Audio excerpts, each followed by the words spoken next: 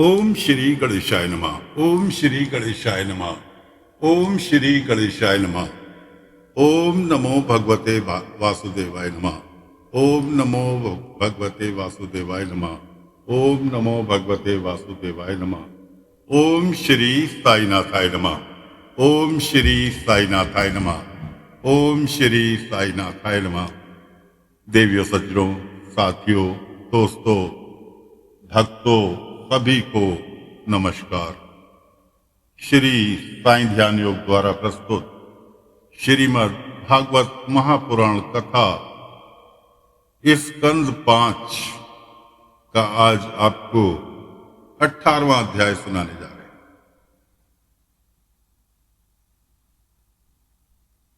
श्री सुखदेव जी कहते हैं, राजन, भद्राश वर्ष में धर्मपुत्र भद्रशर्वा और उसके मुख्य मुख्य सेवक भगवान वासुदेव की हैग्रीव वंशज्ञ धर्ममयी प्रिय मूर्ति को अत्यंत समाधि निष्ठा के द्वारा हृदय में स्थापित कर इस मंत्र का जप करते हुए इस प्रकार स्तुति करते हैं।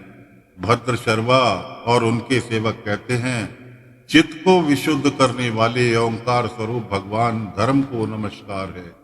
अहो, भगवान की लीला बड़ी विचित्र है, जिसके कारण ये जीव संपूर्ण लोकों का संहार करने वाले काल को देखकर भी नहीं देखता और तुच्छ विषयों का सेवन करने के लिए पापमय विचारों की उधेड़-बुन में लगा हुआ अपने ही हाथों अपने पुत्र और पिता आदि की लाश को जलाकर भी स्वयं जीते रहने की इच्छा करता है।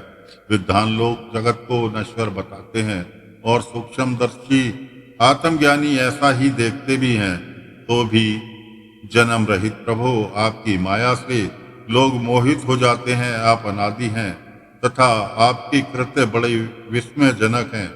मैं आपको नमस्कार करता हूँ। परमात्मन, आप अकर्ता और माया के आवरण से रहित हैं, तो भी जगत की उत्पत्ति, स्थिति और प्रलय ये आपके ही कर्म माने गए हैं। तो ठीक ही है, इसमें कोई आश्चर्य की बात नहीं है, क्योंकि सर्वात्म स्वरूप से आप ही संपूर्ण कार्यों के कारण हैं और अपने शुद्ध स्वरूप में इस कार्य कारण भाव से सर्वदा अतीत है। आपका विग्रह मनुष्य और घोड़ों के संयुक्त रूप है। प्रलय काल में जब तम प्रधान दैत्यगण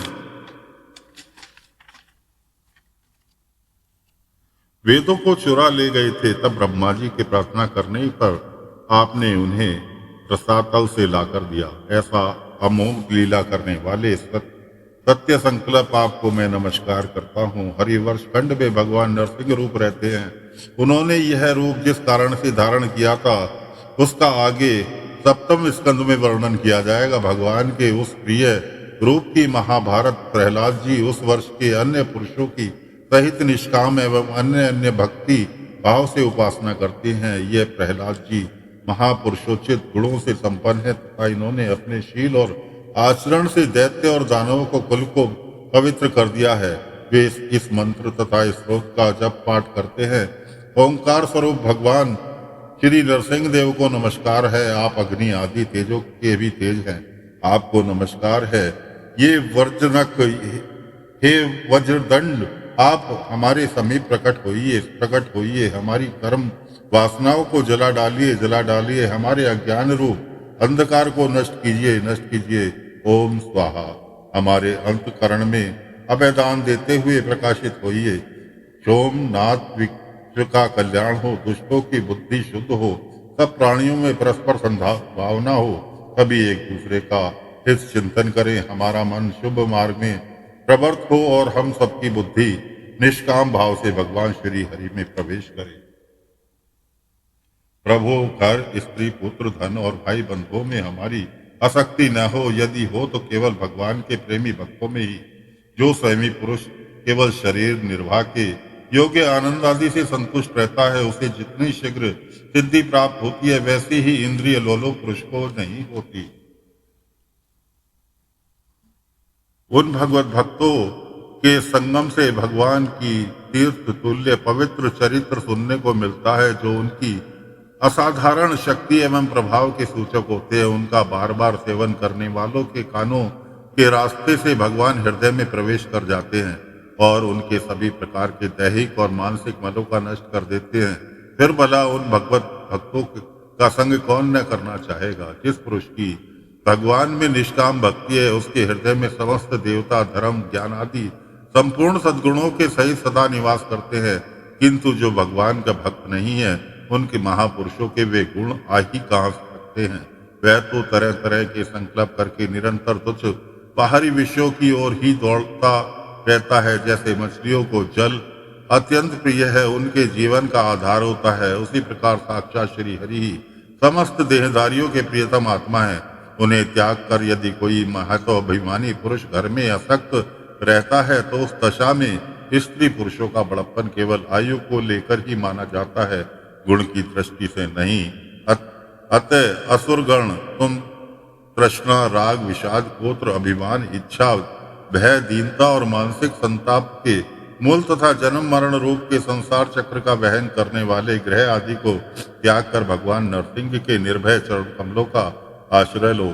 केतुमाल वर्ष में लक्ष्मी जी का तथा संवत्सर नामक प्रजापति के पुत्र और पुत्रियों को प्रिय करने के लिए भगवान कामदेव रूप से निवास करते हैं। उन रात्रि की अभिमानी देवता रूप कन्याओं और दिवसमानी देवता रूप पुत्रों संख्या मनुष्य की वर्ष की आयु के दिन और रात के बराबर अर्थात 36 हजार वर्ष है और वे ही उस वर्ष के अधिपति है। वे कन्याएं परम पुरुष श्री नारायण के श्रेष्ठ सुदर्शन चक्र के तेज से डर जाती हैं, इसलिए प्रत्येक वर्ष के अंत में उनके गर्भ नष्ट होकर गिर जाते हैं।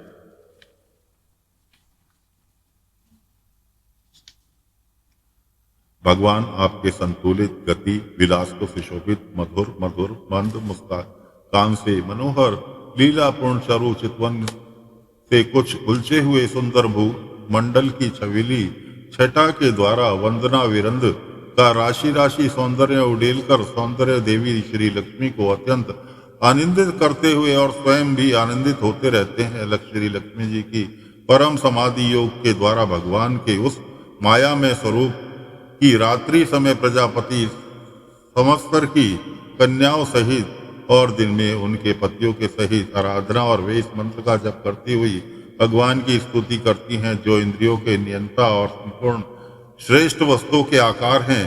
क्रिया शक्ति, ज्ञान शक्ति, संकल्प, अध्याय आदि चित्त के धर्मों तथा उनके विषयों के अधीश्वर हैं। 11 इंद्रिया, 5 विषय, इन 16 कलाओं से युक्त हैं।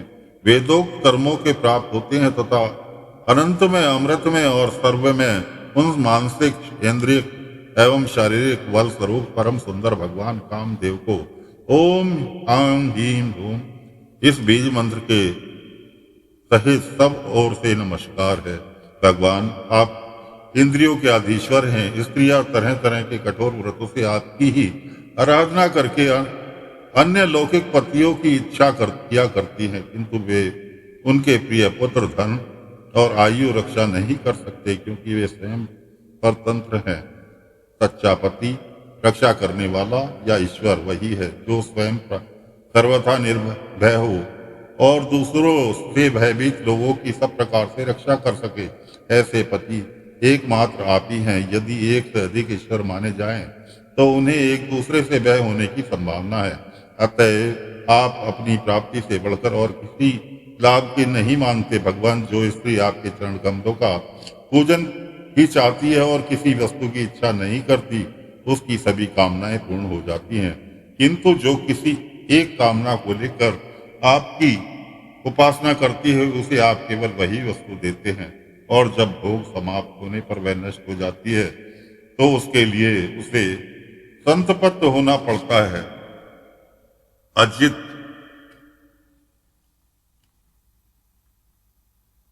मुझे पाने के लिए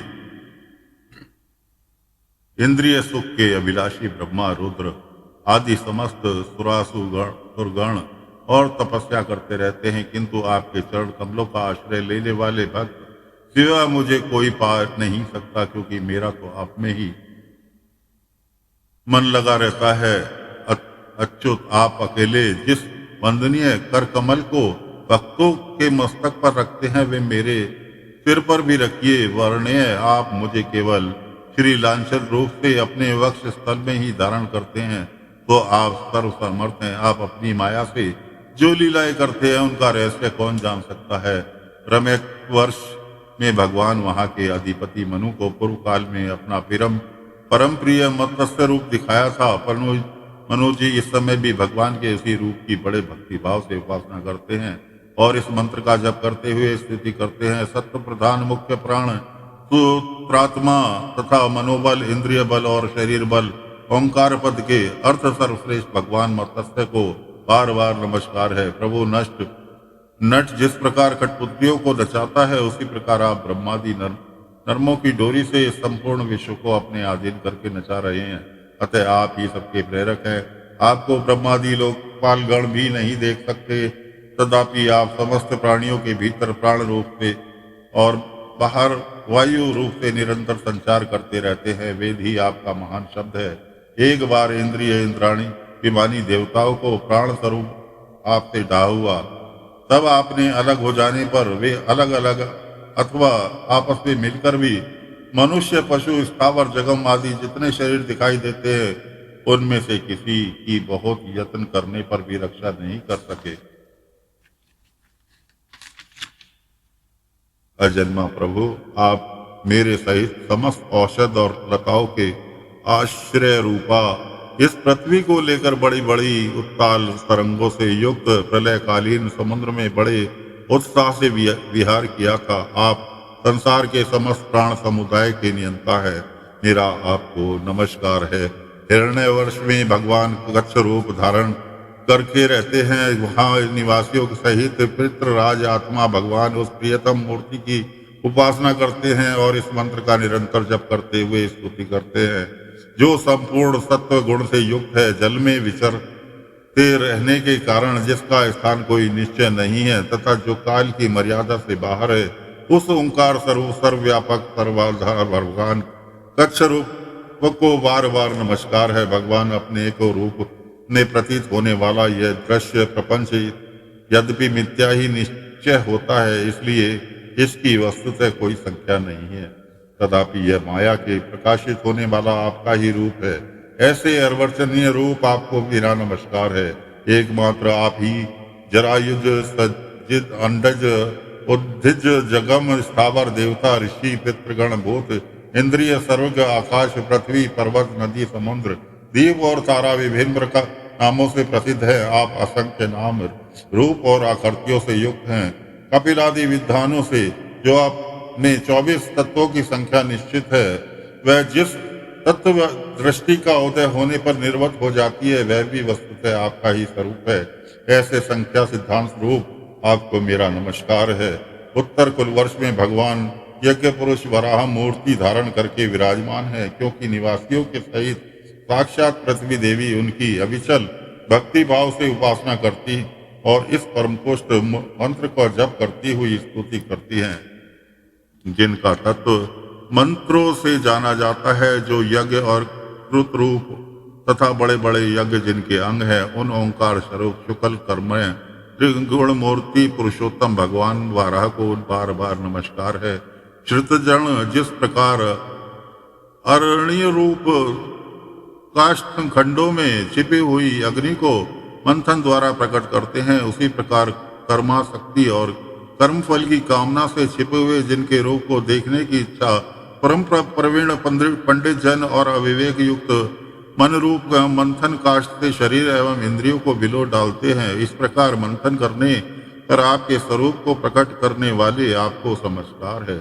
विचार तथा नियम आदि योगांगों के साधन से जिनकी बुद्धि निश्चय यमिका हो गई है, वे महापुरुष क्रिया, हेतु, अयन, ईश, काल और कर्ता आदि माया के कार्यों को देखकर जिनके वास्तविक स्वरूप का निश्चय करते हैं, ऐसे माया का कर्त्यों रहित आपको बार बार नमस्कार है। जिस प्रकार लोहा जड़ होने पर भी चुंबक की सन्निधि मात्र से चलने फिरने लगता है, उसी प्रकार सर्व साक्षी की इच्छा मात्र से जो अपने लिए नहीं बल्कि समस्त प्राणियों के लिए होती है, प्रकृति अपने गुणों द्वारा की उत्पत्ति, स्थिति और प्रलय करती है, ऐसे संपूर्ण गुणों एवं कर्मों के साक्षी आपको नमस्कार है। आप जगत के कारणभूत अधिसुकर हैं। जिस प्रकार एक हाथी दूसरे हाथी को पछाड़ देता है, उसी प्रकार गजराज के समान क्रीड़ा करते हुए आप युद्ध में अपने प्रतिद्वंदी हिरण्याक्ष दैत्य को दलित करके मुझे अपनी दाढ़ों की नोक पर रखकर रसातल से प्रलयोपधि के बाहर निकाले थे। मैं आपको सर्वशक्तिमान प्रभु को बार बार नमस्कार करता हूँ। तो साथियों, फिलहाल ये 18वां अध्याय यहाँ पर समाप्त होता है। नया अध्याय लेकर फिर हाजिर होंगे। फिलहाल कथा को यहाँ पर विराम दे रहे हैं। अगली कथा लेकर फिर आपकी सेवा में हाजिर होंगे। आज्ञा चाहते हैं। ओम नमो नारायण, ओम नमो नारायण, ओम नमो नारायण, ओम नमो भगवते वासुदेवाय नमः, ओम नमो भगवते वासुदेवाय नमः, ओम नमो भगवते वासुदेवाय नमः। नारायण जय जय गोविंद हरे, ओम नारायण नारायण जय जय गोपाल हरे। नारायण नारायण जय जय गोविंद हरे, ओम नारायण नारायण जय जय गोपाल हरे। ओम नारायण नारायण जय जय गोविंद हरे, ओम नारायण नारायण जय जय गोपाल